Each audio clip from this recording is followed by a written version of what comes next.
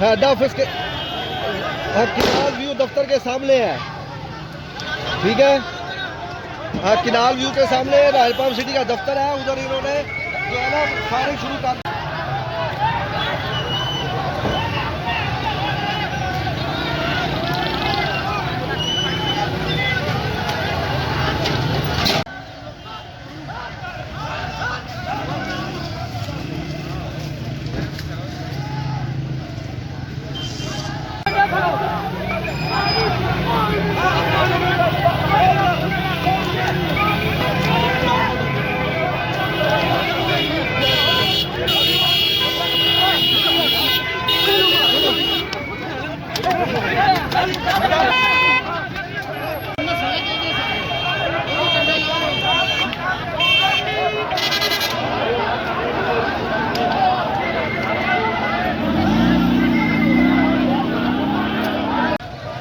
एहतजाज कर रहे थे ये मुतासिरीन अजमन जिम्मेदार जो है अटाव जी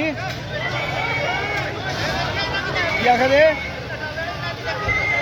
थाना सदर लगता है।